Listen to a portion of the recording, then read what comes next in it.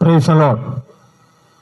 ഈ പ്രദേശവാസികളെ കർത്താവായ യേശുക്രിസ്തുവിൻ്റെ നാമത്തിൽ ഞങ്ങൾ സ്നേഹവന്ദനം അറിയിക്കുകയാണ്. ഈ ശബ്ദപരിധിക്കുള്ളിൽ ഞങ്ങളെ ശ്രമിക്കുന്ന എല്ലാ പ്രിയപ്പെട്ടവരെയും ദൈവമായ കർത്താവ് ധാരാളമായി അനുഗ്രഹിക്കട്ടെ. കേൾക്കുന്ന വചനം ഓരോ പ്രിയപ്പെട്ടവരുടെയും ജീവിതത്തിൽ അത് അനുഗ്രഹമായി ആശ്വാസമായി തീരണമെന്ന് ദൈവകൃപയിൽ ആശ്രയിച്ച് അടിയങ്ങൾ ആഗ്രഹിക്കുകയും പ്രാർത്ഥിക്കുകയും ചെയ്യുന്നു. കാലം തികഞ്ഞു, ദൈവരാജ്യം സമീപിച്ചിരിക്കുകയാൽ മാനസാന്തരപ്പെട്ട സുവിശേഷത്തിൽ വിശ്വസിപ്പിൻ. സുവിശേഷം എന്നതോ ദാവീദിൻ്റെ സന്തതിയായി ജനിച്ച് മരിച്ച് അടക്കപ്പെട്ട് ഉയർത്തെഴുന്നേറ്റ യേശുക്രിസ്തുവിനെ ഓർത്തുകൊള്ളുക, അതാകുന്നു സുവിശേഷം. ഈ പകൽവേളയിൽ എനിക്ക് പറയുവാനായിട്ടുള്ളത്, കഴിഞ്ഞ ആഴ്ച കേരളമാകെയും വളരെ ഉല്ലാസത്തിൻ്റെയും സന്തോഷത്തിൻ്റെയും ഒക്കെ ദിനങ്ങളായിരുന്നു. ഓണമെന്ന് പറയുന്ന ആ സന്തോഷം കേരളത്തിലെ എല്ലാ വിധത്തിലുള്ള ജനങ്ങളും ആഘോഷിക്കുകയായിരുന്നു. ജാതി മത വ്യത്യാസമില്ലാതെ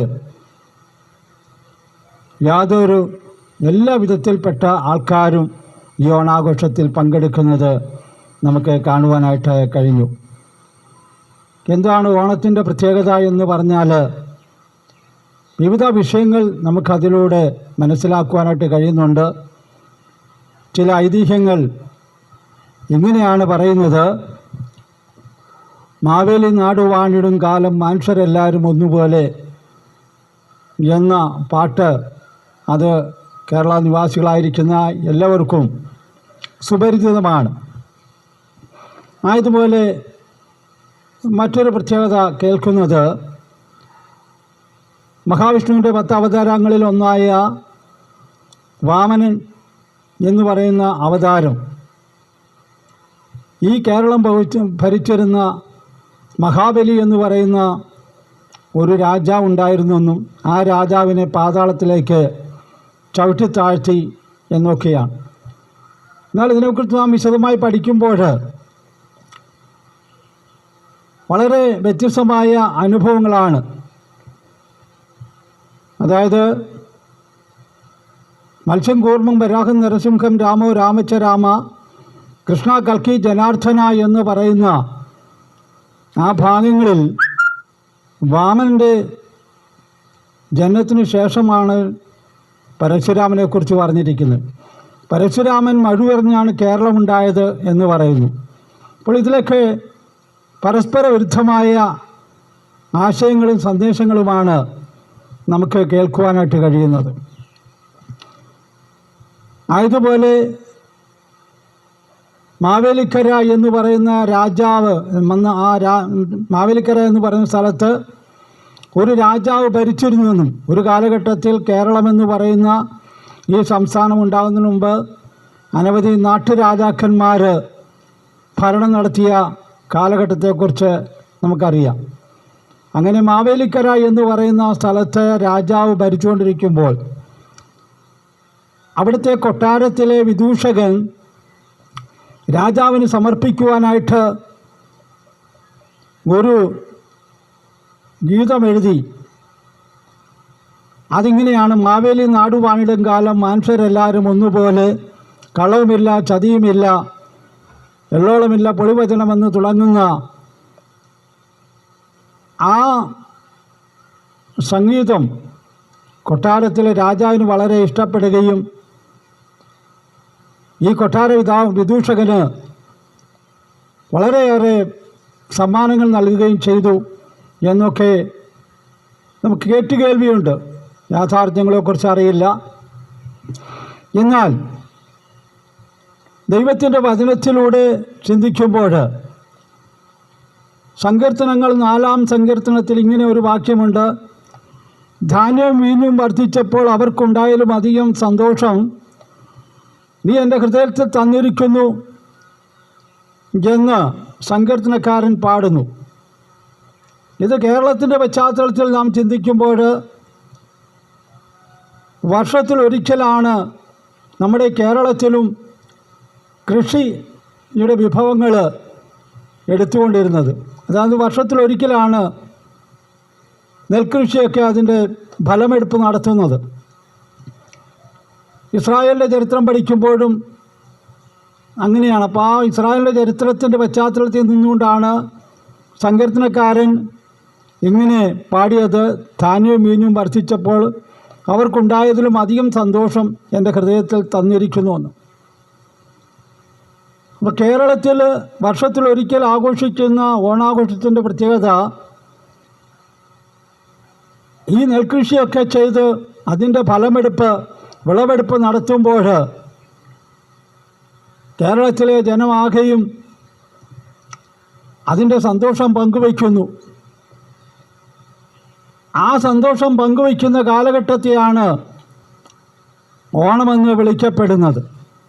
ഇങ്ങനെ വിവിധ വിഷയങ്ങൾ നമുക്ക് ഓണത്തോടുള്ള ബന്ധത്തിൽ മനസ്സിലാക്കുവാനായിട്ട് കഴിയുന്നുണ്ട്. എന്നാൽ ഞങ്ങളിവിടെ വിളിച്ചു പറയുന്ന ഒരു യാഥാർത്ഥ്യമുണ്ട്. ആ യാഥാർത്ഥ്യം ഇതാണ്: മനുഷ്യൻ്റെ പാപത്തിൻ്റെ പരിഹാരത്തിന് വേണ്ടി ക്രൂശിക്കപ്പെട്ട ക്രിസ്തു, അത് മഹാപാപ പരിഹാര ബലി എന്നാണ് പറയുന്നത്. അപ്പോൾ മനുഷ്യവർഗത്തിൻ്റെ പാപത്തിൻ്റെ പരിഹാരത്തിന് വേണ്ടി മഹാബലിയായി തീർന്ന ക്രിസ്തുവിനെക്കുറിച്ച് സത്യവേദ പുസ്തകത്തിൽ രേഖപ്പെടുത്തിയിരിക്കുന്നു. എന്തിനു വേണ്ടിയാണ് യേശുക്രിസ്തു മഹാബലിയായി തീർന്നത്? അത് മനുഷ്യൻ്റെ പാപത്തിൻ്റെ പരിഹാരത്തിന് വേണ്ടിയാണ്. ഈ മനുഷ്യവർഗത്തെ പാപത്തിൽ നിന്ന് രക്ഷിക്കുവാനുള്ള ആ രക്ഷാപദ്ധതി ഒരുക്കപ്പെട്ടത് യേശുക്രിസ്തുവിലൂടെയാണ്. വേദപുസ്തകത്തിൽ യേശുക്രിസ്തുവിൻ്റെ ജനനത്തെക്കുറിച്ച് പറഞ്ഞിരിക്കുന്നത്, അവൻ തൻ്റെ ജനത്തെ പാപത്തിൽ നിന്ന് രക്ഷിപ്പാനിരിക്കൊണ്ട് യേശുക്രിസ്തു എന്ന് പേരിടണം. യേശുക്രിസ്തു ജനിക്കുന്നതിന് മുമ്പ് തന്നെ യേശുക്രിസ്തുവിൻ്റെ പേര് ദൂതന്മാർ വെളിപ്പെടുത്തി. അവൻ തൻ്റെ ജനത്തെ പാപത്തിൽ നിന്ന് രക്ഷിപ്പാനിരിക്കൊണ്ട് യേശു എന്ന് പേരിടണം. യേശുക്രിസ്തുവിൻ്റെ ജനനവും ജീവിതവും മരണവും പുനരുത്ഥാനവും ഇത് വിശദമാക്കിയിരിക്കുന്ന ഏക പുസ്തകമാണ് സത്യവേദ പുസ്തകം. ഈ സത്യത്തിൻ്റെ വേദങ്ങളടങ്ങിയ പുസ്തകത്തിലൂടെ ഈ സത്യം മനസ്സിലാക്കിയ ദൈവത്തിൻ്റെ ജനം വഴിയോരങ്ങളിൽ കടന്നു നിന്നുകൊണ്ട് വിളിച്ചു പറയുകയാണ്, യേശുക്രിസ്തുവിൻ്റെ മാർഗത്തിന് എതിരായി നടന്ന ഒരു വ്യക്തിയായിരുന്നു അപ്പോസ്തലനായ പൗലോസ്. എന്നാൽ ആ പൗലോസ് ദമസ്കോസിൻ്റെ പടിവാതിൽക്കൽ വെച്ച് യേശുക്രിസ്തുവിനാൽ പിടിക്കപ്പെട്ടപ്പോൾ ക്രൂശിൻ്റെ വചനം പ്രസംഗിക്കുവാൻ തുടങ്ങി. ആ പൗലോസ് വിളിച്ചു പറഞ്ഞു, ഞങ്ങളോ ക്രൂശിക്കപ്പെട്ട ക്രിസ്തുവിനെ പ്രസംഗിക്കുന്നു. ഇന്നേക്ക് 2000 വർഷങ്ങൾക്ക് മുമ്പ് മനുഷ്യവർഗത്തിൻ്റെ പാപത്തിൻ്റെ പരിഹാരത്തിന് വേണ്ടി ക്രൂശിക്കപ്പെട്ട ആ ക്രിസ്തുവിനെ ഞങ്ങൾ വിളിച്ചറിയിക്കുന്നതിൻ്റെ കാരണം, വേദപുസ്തകത്തിൽ എപ്പിക്കുര്യൻസ് മതം എന്ന് പറയുന്ന ഒരു മതത്തെക്കുറിച്ച് പറയുന്നുണ്ട്. ഇന്ന് നാം ആയിരിക്കുന്ന ഈ ലോകത്ത് അനേക മതങ്ങളുണ്ട്. നമുക്ക് കേട്ടുകേൾവിയില്ലാത്ത, നമുക്കറിവില്ലാത്ത അനവധിയായ മതങ്ങളെക്കുറിച്ച് ചരിത്രത്തിലുണ്ട്. നാം കേട്ടിട്ടുള്ള ചില മതങ്ങൾ മാത്രമാണ് ഹിന്ദുമതം, ക്രിസ്തുമതം, പാഴ്സിമതം, ജൈനമതം, ഇസ്ലാം മതം എന്നൊക്കെ പറയുന്നത്. എന്നാൽ നാം കേട്ടുകേൾവിയില്ലാത്ത അനവധി മതങ്ങളുണ്ട്. അപ്പോൾ ഈ മതങ്ങളിൽപ്പെട്ടതിലൊന്നാണ് എപ്പിക്കുര്യൻസ് മതം. ആ മതത്തിൻ്റെ നിർവചനത്തിൽ ഇങ്ങനെയാണ് പറഞ്ഞിരിക്കുന്നത്: തിന്നുക, കുടിക്കുക, ആനന്ദിക്കുക, നാളെ ചാകുമല്ലോ. അപ്പം ചാവുക എന്ന് പറയുന്നത് വരെ ഈ എപ്പിക്യൂരിയൻസ് മതത്തിൻ്റെ വക്താക്കൾക്ക് അറിവ് ലഭിച്ചിട്ടുള്ളൂ. നാം ഇന്നായിരിക്കുന്ന ഈ ലോകത്തിലും അനേകർക്കും മരണത്തെക്കുറിച്ചറിയാം. മനുഷ്യൻ ജനിച്ചു, മനുഷ്യന് മരണം സംഭവിക്കുന്നുണ്ട്. അപ്പോൾ മരണം സംഭവിക്കുമെന്നുള്ളത് അറിയാം. എന്നാൽ മരണത്തിന് ശേഷം എന്താണ്, അത് മനുഷ്യനായി പിറന്നവർക്ക് അറിയുവാൻ കഴിവില്ലാത്തത് കൊണ്ടാണ് സ്വർഗത്തിൽ നിന്നും വന്നവനും സ്വർഗത്തിലേക്ക് കയറിപ്പോയവനുമായ ദൈവത്തിൻ്റെ പുത്രനായ യേശു ക്രിസ്തു മരണാനന്തര ജീവിതത്തെക്കുറിച്ച് സത്യവേദ പുസ്തകത്തിൽ രേഖപ്പെടുത്തി വച്ചിരിക്കുന്നത്. യേശു ക്രിസ്തുവിൻ്റെ പ്രസംഗങ്ങളും ഉപദേശങ്ങളും പഠിപ്പിക്കലുകളും ആ യേശു ക്രിസ്തുവിൻ്റെ ക്രൂശ് മരണത്തിനു ശേഷം, അതായത് യേശു ക്രിസ്തു 33.5 തിരുവയസ്സ് വരെ ഭൂമിയിൽ മനുഷ്യനായി ജീവിച്ച് താൻ ദൈവമാണെന്ന് തെളിയിച്ചുകൊണ്ട് അത്ഭുതങ്ങളും അടയാളങ്ങളും വീര്യപ്രവൃത്തികളുമൊക്കെ വെളിപ്പെടുത്തി 5 അപ്പം കൊണ്ട് 5000 പേരെയും പോഷിപ്പിച്ച് രോഗികളെ സൗഖ്യമാക്കി, അങ്ങനെ വിവിധ നിലകളിൽ താൻ ദൈവമാണെന്ന് തെളിയിക്കുകയും മരണാനന്തര ജീവിതത്തെക്കുറിച്ച് മനുഷ്യർക്ക് ബോധ്യപ്പെടുത്തി കൊടുക്കുകയും ചെയ്തിരിക്കുന്നു. യേശു ക്രിസ്തു എന്തിനു വേണ്ടിയാണ് ക്രൂശിക്കപ്പെട്ടത്? ദൈവത്തിൻ്റെ വചനം പഠിക്കുമ്പോൾ യേശു ക്രിസ്തുവിൽ യാതൊരു പാപവുമില്ലായിരുന്നു. റോമൻ ഗവൺമെൻറ്റിൻ്റെ നിയമം അനുസരിച്ച് കുറ്റമില്ലാത്തവനെ ശിക്ഷിക്കാൻ വ്യവസ്ഥയില്ല. പക്ഷേ യേശു ക്രിസ്തുവിൽ യാതൊരു കുറ്റവുമില്ല എന്ന് റോമൻ ഗവർണറായിരിക്കുന്ന പിലാത്തോസും അന്നത്തെ യഹൂദ ഭരണാധികാരിയായ ഹെരോദാവും കയ്യഫാവും ഹന്നായും മതകോടതികളിൽ,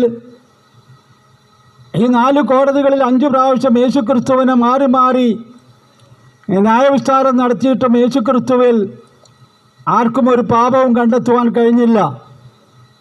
യേശു ക്രിസ്തു തന്നെ വിളിച്ചു ചോദിച്ചു, നിങ്ങളിൽ ആർക്ക് എൻ്റെ പാപത്തെക്കുറിച്ച് ബോധം വരുത്താം? യേശു ക്രിസ്തുവിൽ ഒരു പാപവുമില്ലാതിരുന്നിട്ടും പാപിയും കൊടിയ ക്രൂരപ്രവൃത്തികൾ ചെയ്തതുമായ ബർന്നബാസിനെ വെറുതെ വിടുകയും പാപമില്ലാത്ത കുറ്റമില്ലാത്ത യേശു ക്രിസ്തുവിനെ ക്രൂശിക്കപ്പെടുവാനും ഇടയായി. എന്തൊരു വിരോധാഭാസമാണ്! എന്നാൽ നാം അറിഞ്ഞിരിക്കേണ്ട ഒരു യാഥാർത്ഥ്യം, യേശു ക്രിസ്തു ഭൂമിയിലേക്ക് വന്നത് ഈ ലോകത്തെ രക്ഷിക്കുവാനാണ്. എന്ന് പറഞ്ഞാൽ പാപിയായ മനുഷ്യനെ രക്ഷിക്കുവാൻ. യേശു ക്രിസ്തു ക്രൂശിക്കപ്പെടാതിരിക്കുവാൻ ദൈവത്തിൻ്റെ പ്രതിയോഗിയായ പിശാച് പല തന്ത്രങ്ങളും ആവിഷ്കരിച്ചു. എന്നാൽ ആ തന്ത്രങ്ങളെല്ലാം പരാജയപ്പെടുത്തിക്കൊണ്ട് തലയോടിണമെന്നർത്ഥം വരുന്ന ഗോൽഗോത്ത മലയിൽ യേശു ക്രിസ്തു ക്രൂശിക്കുവാൻ ഏൽപ്പിക്കപ്പെട്ടു. യേശു ക്രിസ്തു ക്രൂശിക്കപ്പെട്ടില്ലായിരുന്നുവെങ്കിൽ മോഹനൻ എന്ന് പേർ പറയുന്ന എനിക്ക് ഇവിടെ നിന്നുകൊണ്ട് ക്രൂശിക്കപ്പെട്ട ക്രിസ്തുവിനെ പ്രസംഗിക്കുവാൻ കഴിയില്ലായിരുന്നു. യേശു ക്രിസ്തുവിൻ്റെ ക്രൂശീകരണത്തിലൂടെ ലോകത്തിന് സംഭവിക്കുന്നത്, താനായിരിക്കുമ്പോൾ വിളിച്ചു പറഞ്ഞു, കാലം തികഞ്ഞു, ദൈവരാജ്യം സമീപിച്ചിരിക്കയാൽ മാനസാന്തരപ്പെട്ട സുവിശേഷത്തിൽ വിശ്വസിപ്പേ. ജനഹൃദയങ്ങളിൽ മാനസാന്തരത്തിൻ്റെ അനുഭവം ഉണ്ടാകുന്നത് യേശു ക്രിസ്തുവിൻ്റെ ക്രൂശിൽ വിശ്വസിക്കുമ്പോഴാണ്. യേശു ക്രിസ്തു ക്രൂശിക്കപ്പെട്ടത് എൻ്റെ പാപത്തിൻ്റെ പരിഹാരത്തിന് വേണ്ടിയാണ് എന്ന് വ്യക്തിപരമായി ഒരു വ്യക്തി തൻ്റെ പാപങ്ങൾ ഏറ്റുപറഞ്ഞ് ഉപേക്ഷിക്കുവാൻ തയ്യാറാകുമ്പോൾ ആ വ്യക്തിക്കുണ്ടാകുന്ന മാനസാന്തരം, അതാണ് തിരുവെഴുത്തിൽ രേഖപ്പെടുത്തിയിരിക്കുന്നത്. കാലം തികഞ്ഞു, ദൈവരാജ്യം സമീപിച്ചിരിക്കയാൽ മാനസാന്തരപ്പെട്ട സുവിശേഷത്തിൽ വിശ്വസിപ്പിൻ. അപ്പോൾ മാനസാന്തരത്തിൻ്റെ അനുഭവം പ്രാപിക്കുവാൻ യേശുക്രിസ്തുവിലുള്ള വിശ്വാസമാണ്. യേശുക്രിസ്തു ഒരു മതസ്ഥാപകനല്ല. യേശുക്രിസ്തു ഒരു മതം സ്ഥാപിച്ചതായിട്ട് രേഖപ്പെടുത്തിയിട്ടില്ല. യേശുക്രിസ്തു ഭൂമിയിൽ വന്നത് മനുഷ്യവർഗത്തെ പാപത്തിൽ നിന്ന് രക്ഷിക്കുവാനാണ്. ആ പാപത്തിൽ നിന്നുള്ള രക്ഷ അതനുഭവമാക്കുന്നവർക്ക് ദൈവത്തിൻ്റെ വാഗ്ദത്തപ്രകാരമുള്ള നിത്യജീവനുണ്ട്. യേശുക്രിസ്തു വിളിച്ചു പറഞ്ഞു, ഞാൻ ലോകത്തിൻ്റെ വെളിച്ചമാകുന്നു, എന്നെ അനുഗമിക്കുന്നവൻ ഇരുളിൽ നടക്കാതെ ജീവൻ്റെ വെളിച്ചമുള്ളവനാകും. അപ്പം ജീവൻ്റെ വെളിച്ചം അത് യേശുക്രിസ്തുവിലൂടെയാണ്. യേശുക്രിസ്തുവിൽ വിശ്വസിക്കുന്നവർക്ക് നിത്യജീവനുണ്ട് എന്ന് പറയുന്നു. ആ നിത്യജീവൻ പ്രദാനം ചെയ്യുവാനാണ് യേശുക്രിസ്തുവിൻ്റെ ക്രൂശ് മരണം. അതായത് മനുഷ്യൻ ജനിച്ചാൽ ആ മനുഷ്യന് മരണമുണ്ട്. ഇന്നുവരെ അതാർക്കും മാറ്റുവാനായിട്ട് കഴിഞ്ഞിട്ടില്ല. യേശുക്രിസ്തു മനുഷ്യവർഗത്തിൻ്റെ പാപത്തിൻ്റെ പരിഹാരത്തിനായി മരണം ആസ്വദിക്കുകയായിരുന്നു. ആ യേശുക്രിസ്തു മരണം ആസ്വദിച്ചത് യേശുക്രിസ്തുവിൽ വിശ്വസിക്കുന്ന ദൈവത്തിൻ്റെ ജനത്തിന് മരണത്തിൽ നിന്ന് വിടുതൽ നൽകുവാനാണ്. ഒടുക്കത്തെ ശത്രുവായ മരണം എന്നാണ് വേദപുസ്തകത്തിൽ പഠിപ്പിച്ചിരിക്കുന്നത്. അപ്പോൾ ശത്രുവാണ്, ദൈവത്തിൻ്റെ ശത്രുവാണ് മരണം. ആ മരണത്തെ നീക്കുവാൻ യേശുക്രിസ്തു മരണം ഏറ്റുവാങ്ങി.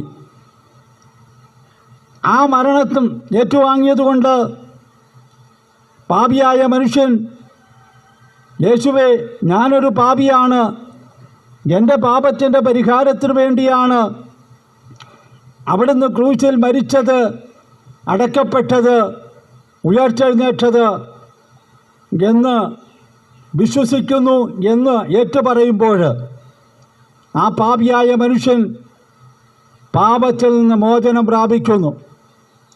ദൈവത്തിൻ്റെ വചനം പറയുന്നു, നിൻ്റെ പാപം എത്ര രക്താംബരം പോലെ കടും ചുവപ്പായാലും അത് മഞ്ഞുപോലെ വെളുപ്പിക്കുമെന്ന്. മറ്റൊരു ഭാഗത്ത് ഇങ്ങനെ എഴുതിയിരിക്കുന്നു, യേശുക്രിസ്തുവിൻ്റെ രക്തം സകല പാപത്തെയും പോക്കി നമ്മെ ശുദ്ധീകരിക്കുന്നു. മനുഷ്യനെ പാപത്തിൽ നിന്ന് രക്ഷിക്കുവാനായി കടന്നു വന്ന യേശുക്രിസ്തു ഇന്നും തൻ്റെ പ്രവൃത്തി ചെയ്തുകൊണ്ടിരിക്കുകയാണ്.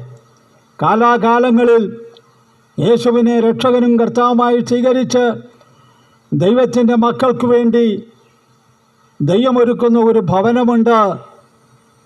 ആ ഭവനത്തെക്കുറിച്ച് ഇങ്ങനെയാണ് യേശുക്രിസ്തു പറഞ്ഞിരിക്കുന്നത്, ദൈവത്തിൽ വിശ്വസിപ്പിൻ, എന്നിലും വിശ്വസിപ്പിൻ.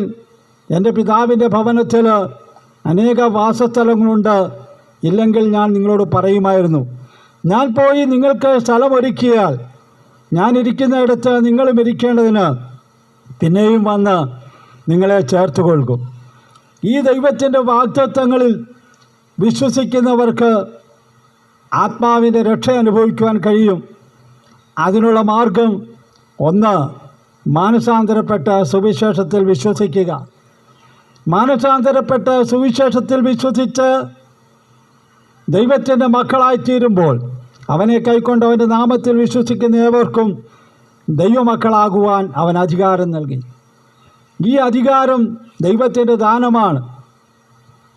അടുത്തത്, മാനസാന്തരപ്പെട്ട വ്യക്തി രക്ഷാനിർണയം പ്രാപിച്ച് കർത്താവ് യോർദാൻ നദിയിൽ വെച്ച് സ്നാപക യോഹന്നാൻ്റെ കൈക്കീഴിൽ വെള്ളത്തിൽ മുങ്ങി സ്നാനമേറ്റ് മാതൃക കാണിച്ചു. ഈ മാതൃകയെ പിൻപറ്റുമ്പോൾ യേശു കാണിച്ച മാതൃക അതനുസരിക്കുമ്പോൾ വാഗ്ദത്തപ്രകാരമുള്ള ദൈവരാജ്യത്തിൻ്റെ അവകാശിയായി തീരുകയാണ്. പിന്നത്തേതിൽ രക്ഷിക്കപ്പെടുന്നവരെ ദിനംപ്രതി കർത്താവ് സഭയോട് ചേർക്കുന്നുവെന്ന്. അങ്ങനെ സഭയോട് ചേർന്ന് കർത്താവിനെ ആത്മാവിലും സത്യത്തിലും ആരാധിക്കണം. ഇങ്ങനെ ദൈവവചനപ്രകാരമുള്ള ക്രിസ്തീയ ജീവിതം നയിക്കുമ്പോൾ ആ വ്യക്തികൾക്ക് ദൈവം ഒരുക്കുന്ന രാജ്യത്തെയാണ് ദൈവരാജ്യമെന്ന് പറയുന്നത്. ഭൂമിയിലായിരിക്കുന്ന ജനത്തെ നോക്കി പറയുന്നത് ദൈവരാജ്യം ഭക്ഷണവും പാനീയവുമല്ല, നീതിയും സമാധാനവും പരിശുദ്ധ ആത്മാവിൽ സന്തോഷവും അത്രേ.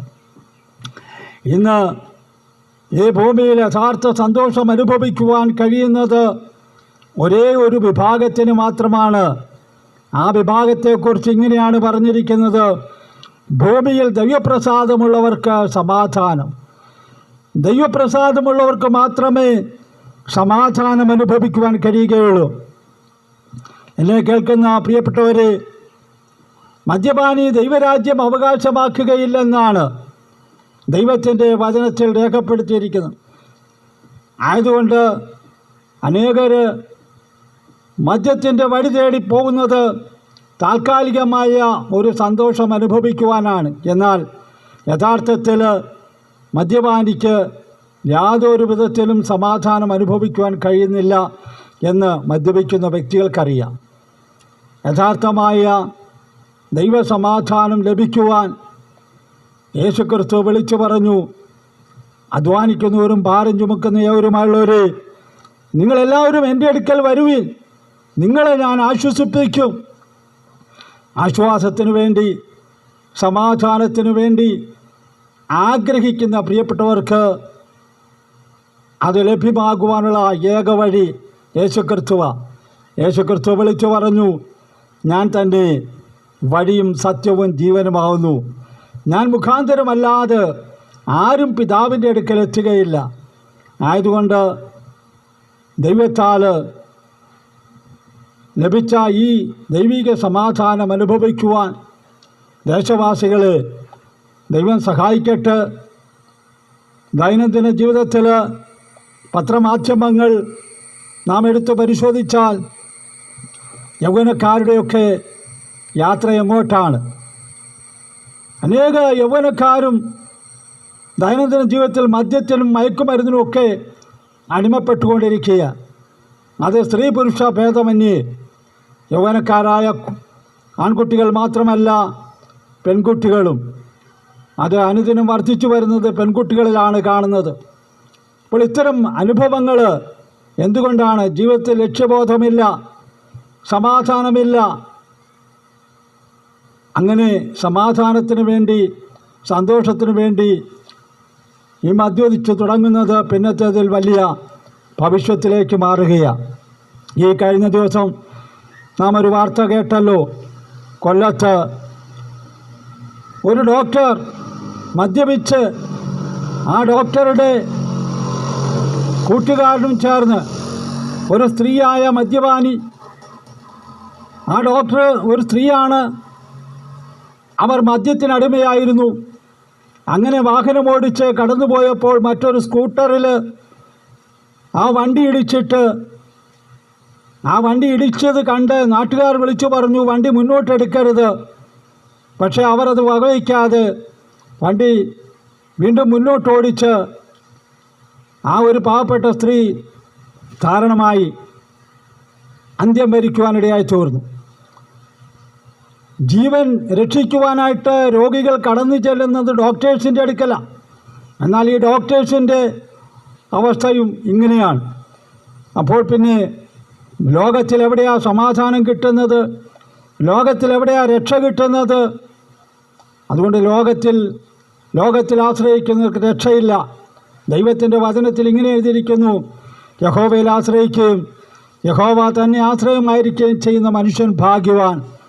ദൈവത്തിൽ ആശ്രയിക്കുകയും ദൈവത്തെ ആശ്രയമാക്കുന്ന ജനത്തിന് സമാധാനമുണ്ട്, ആശ്വാസമുണ്ട്. ഈ ആശ്വാസം ലഭിക്കുവാൻ കാൽവരി ക്രൂശിൽ 2 കള്ളന്മാരുടെ മധ്യത്തിൽ മരിച്ച് അടക്കപ്പെട്ട് 3-ാം നാൾ ഉയർത്തെഴുന്നേറ്റ ആ യേശുക്രിസ്തുവിൽ വിശ്വസിക്കുമ്പോൾ അത് മഹാപാപപരിഹാര മഹാബലിയായി തീർന്ന യേശുക്രിസ്തുവിൽ വിശ്വസിച്ച് വിശ്വാസസ്നാനം സ്വീകരിച്ച് ദൈവത്തിൻ്റെ മക്കളായി തീർന്നു ദൈവത്തിൻ്റെ പാതയെ പിൻപറ്റുവാൻ ദേശവാസികളെ ദൈവം സഹായിക്കട്ടെ. ഇത്രയും സമയം ഈ വചനം ശ്രമിച്ച എല്ലാ പ്രിയപ്പെട്ടവരെയും സർവകൃപാലുവായ ദൈവം ധാരാളമായി അനുഗ്രഹിക്കട്ടെ എന്ന് പ്രാർത്ഥിച്ചുകൊണ്ട് അവസരങ്ങൾ ഒരുക്കി തന്ന ദൈവദാസന്മാർക്ക് നന്ദി കരയേറ്റുന്നു.